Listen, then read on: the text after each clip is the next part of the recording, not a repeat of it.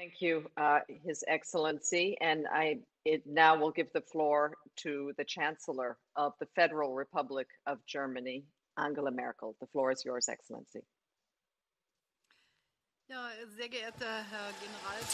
Secretary General of the United Nations, Antonio Guterres, Prime Minister of Canada, dear Justin Trudeau, Prime Minister of Jamaica, dear Andrew Holness, I would like to thank you for taking this important initiative. The coronavirus is still posing many puzzles to us, but one thing is pretty obvious, and that is that the international community has to join forces and has to act in the spirit of solidarity in order to tackle the pandemic and its consequences. Solidarity is thus what is called for in this crisis, and thus I hope that a clear signal of solidarity will go out from this conference. In order to support especially hard-hit developing and emerging economies, Germany supports a whole host of measures. We support the comprehensive implementation of the debt moratorium agreed by the G20 countries.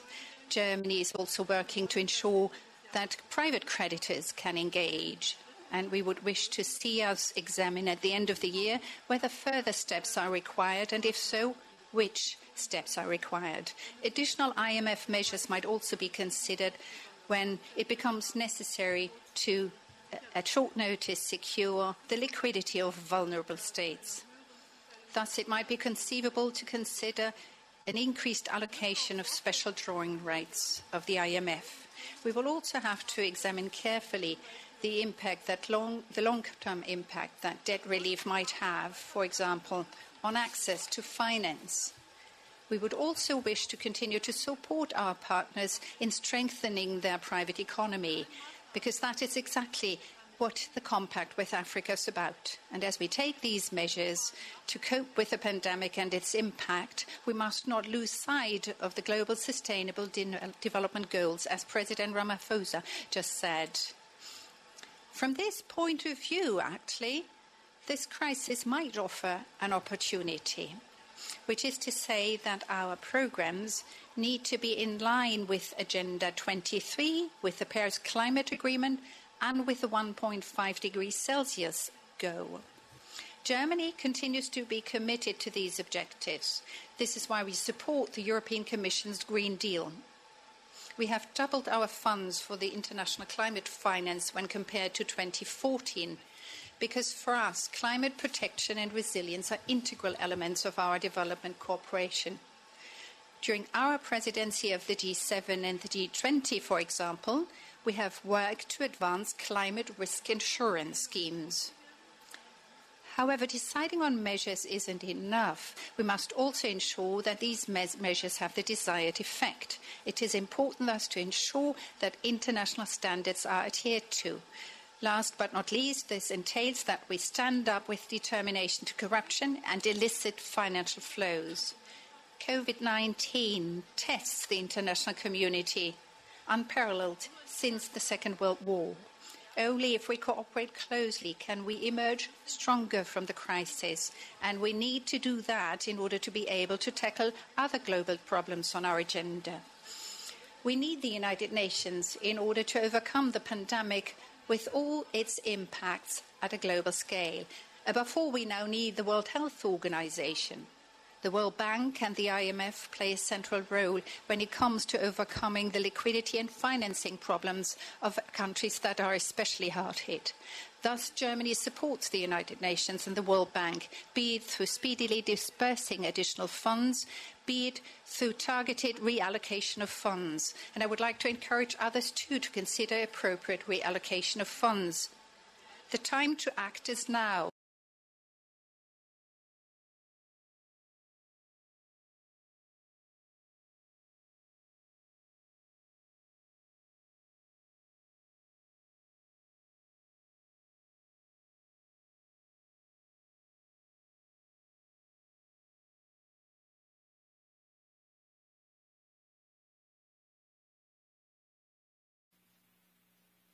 General Prime Ministers, Presidents, Excellencies, allow me to start by thanking all of you for the initiative to discuss financing for the development in the context of coronavirus.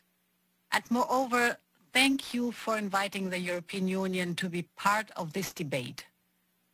The pandemic hit everyone, not only exposing our level of preparedness to cope with massive challenges, but also realities of global developments.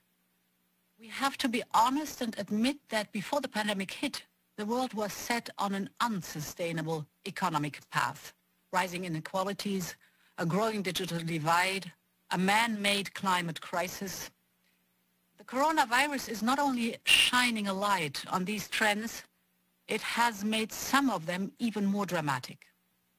Countries all across the world have been hit hard by the virus.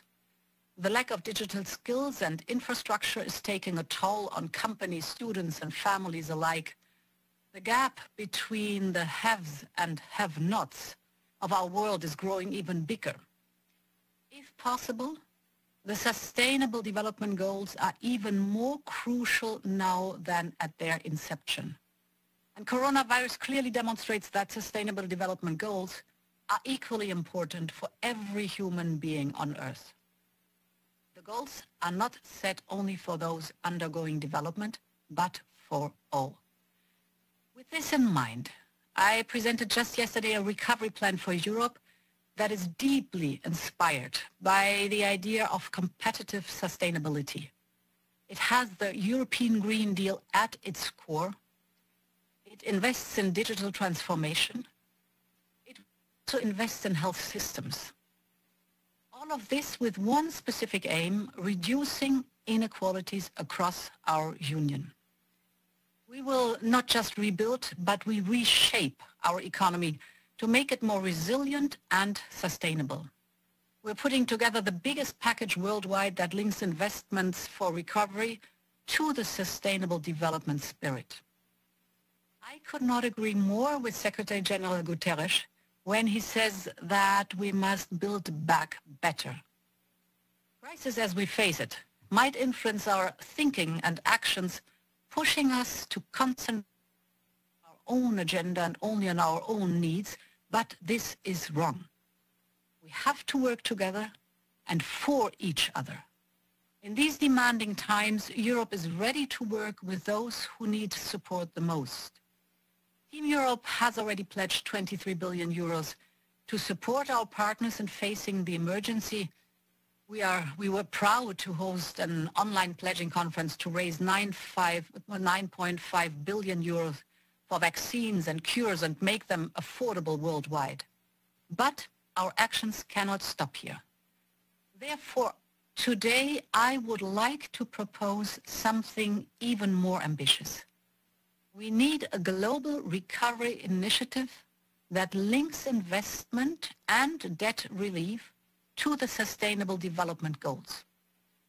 Europe is ready to put on the table expertise and resources with both traditional and innovative financing instruments, but we must be clear on what kind of recovery we aspire to.